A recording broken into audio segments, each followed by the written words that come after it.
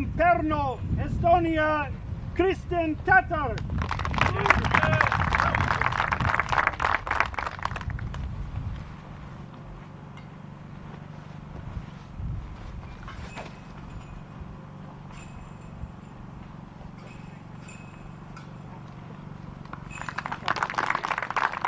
She'll have a very short look for birdie.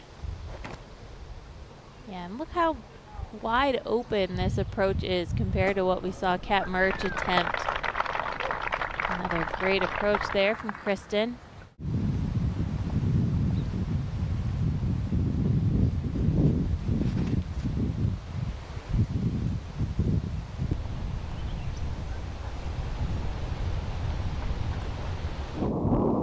She needs to get up to the top of the hill, play it wide right of that tree, and just allow it to finish.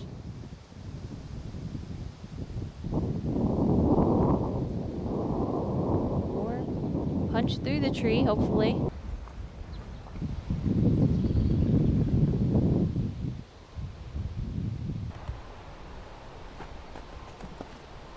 You couldn't do it much better than that.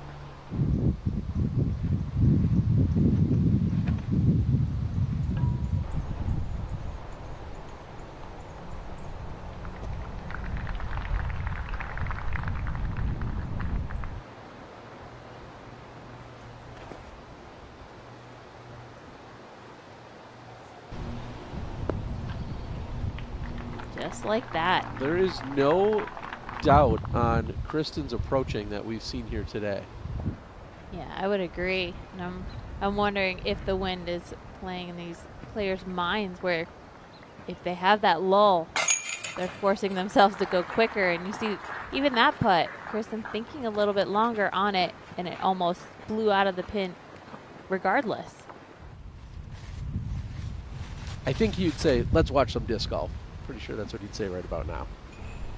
I'm here for it as we're watching Kristin park it right next to the basket. Drop in birdie coming.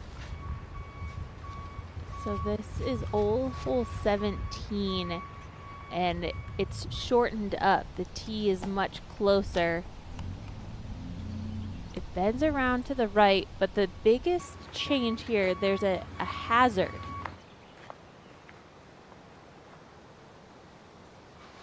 Kristin will tie for the lead at 4 under with that birdie.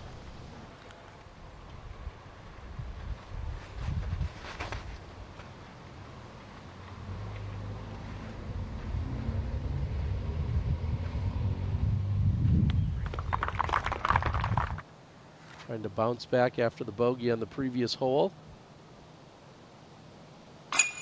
And she too will connect.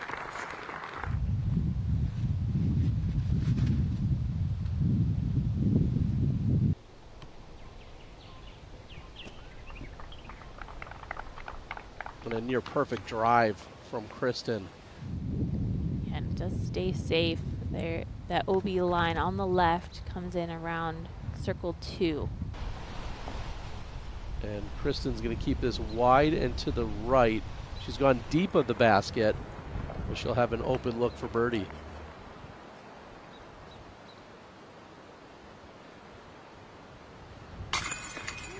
That just barely hangs on as Kristin will find the bottom of the basket. We've seen a lot of her shots come out with hyzer but flip over, and the wind really affecting it.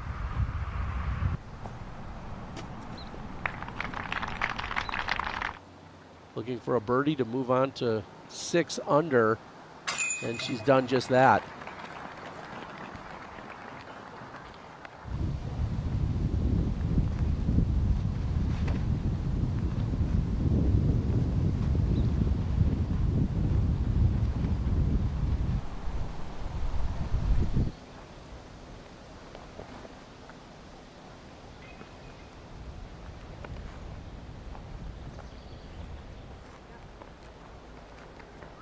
And getting past all of those trees also.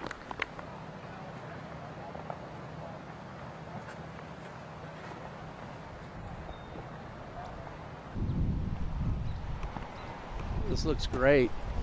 And she's gone deep of the pin She punches right through the alleyway required, and she'll have a comeback putt. Kristin looking to extend her lead. And she'll do just that.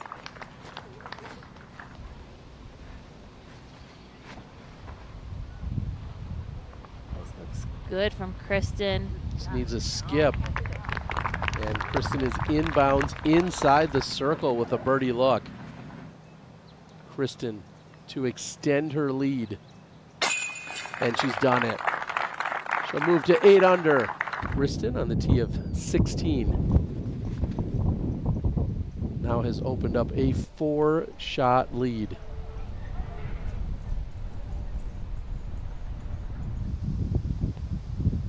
Going with the backhand.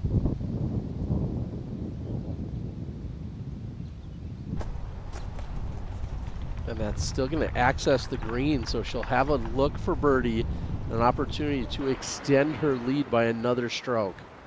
Right to left, and with her hyzer putt, it makes it very challenging to keep it close. If she doesn't, oh my gosh. I'm thinking if she doesn't make it, but there was no doubt as soon as she released it. We have seen players in the past go for the layup and not try and go over the OB or clear the OB, and that can come into play, especially if the wind picks up even more throughout the weekend, and you want to make sure that you're just walking away with a par, trying to keep the drama out of it.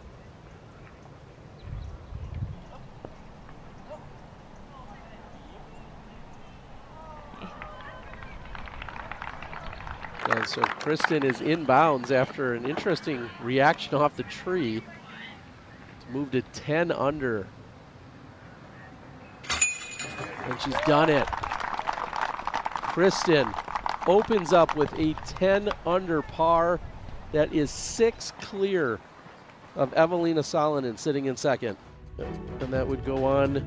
An unofficial 1044 rated round 1 would be the 6th highest rated FPO DGPT round. Kristin Tattar, 10 under on the day with 2 bogeys. How did you feel? I felt very good. Most of the time, I feel like the mistakes I made were kind of stupid. I don't know. There should be like easy things that should be like when I wake up in the morning, I should be able to like putt from like, I don't know, so close. And throwing, what was it, the par 5? I thought after my tee shot that it was a guaranteed birdie for sure, because I did not see a possibility to take more than a 4, and then I ended up taking a 6. So I don't know, I have mixed feelings about those 2 bogeys and the birdie putt I missed on hole 17. But other than that, I was playing so good. I was making the putts, and I think I didn't even have to putt that much. I was so close to the pin most of the time. So I think, yeah, it was a very, very good round for me. Speaking of putting, you did have to hit a couple really nice putts. On 16, you hit a great crosswind putt from like 30 feet or so. When the wind is gusting from like 5 up to 25 miles an hour, how much are you like calculating the release point on a crosswind putt, or is it just feel? Well, first of all, I just tried to wait a little bit, see if it changes, because the wind was just swirling around. So I knew that I can't be anxious. So I have to be patient, and my moment will come, and I'll try to make the putt. But yeah, in the wind, I feel like it's mostly about confidence. It's easy to have shaky hands when it's windy. So I was just trying to tell myself that I can do it, I can do it, I can do it. Hey everyone, Terry Miller, the Disc Golf Guy here. I feel like there's 2 options that remain. Either you click subscribe and you watch more golf and content right here on the channel, or you go outside and you play. If you're not going to do those, then head on over to the Disc Golf Network and make sure you sign up so you can watch live disc golf almost every weekend.